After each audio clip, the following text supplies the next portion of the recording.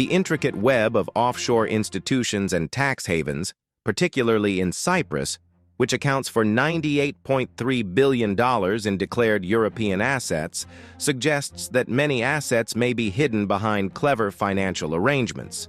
Corporate structures and joint ventures exacerbate the situation, particularly in the energy industry, where Western companies have major concealed shares in partnerships with Russian firms such as Rosneft, Gazprom, and numerous oil and gas projects. Many of these arrangements have intricate ownership structures, making it difficult to determine their genuine value. The matter is further exacerbated by the fact that some Western corporations continue to operate in Russia through subsidiaries or different structures, potentially undervaluing or concealing their assets through various legal processes. Over 1,400 international enterprises continue to operate in Russia, many of which have complex organizational systems. The Russian government's recent measures, notably a confidential decree enabling the purchase of Western assets at large discounts, raise the possibility that Moscow is attempting to control significant unreported assets. Furthermore, the presence of imprisoned multinational companies, as well as the difficulty in appropriately evaluating these assets in present market conditions, make it impossible to identify the exact scale of Western interests in Russia. The existence of Special C accounts and various financial structures used to retain Western company earnings within Russia raises the possibility of huge, undeclared, or underreported assets. Furthermore, the complexities of asset valuation under present sanctions and market conditions suggest that many Western holdings may be severely underestimated in official reports.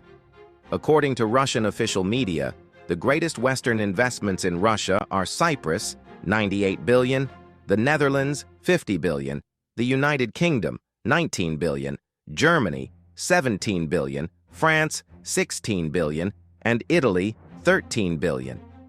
European corporations are more vulnerable to Russian reprisal than American enterprises because of their larger presence in Russia.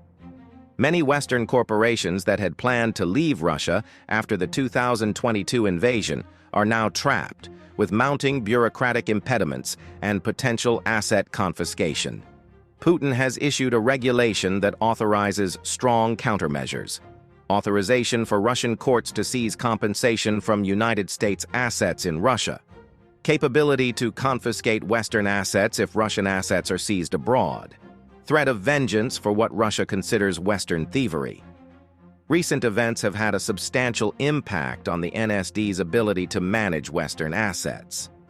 Both the United States and the United Kingdom placed sanctions on the NSD in June 2024, following the European Union's earlier penalties in June 2022. This prompted a significant reorganization of Russia's custody system, notably for assets owned by investors from hostile countries.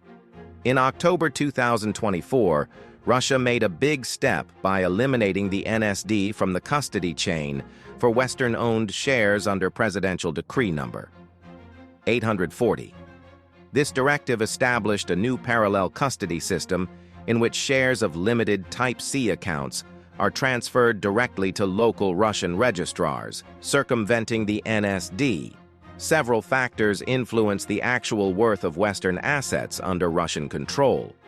A significant chunk of the stated $288 billion was housed in offshore havens such as Cyprus and the Netherlands, implying that the true value of vulnerable Western assets could be far lower.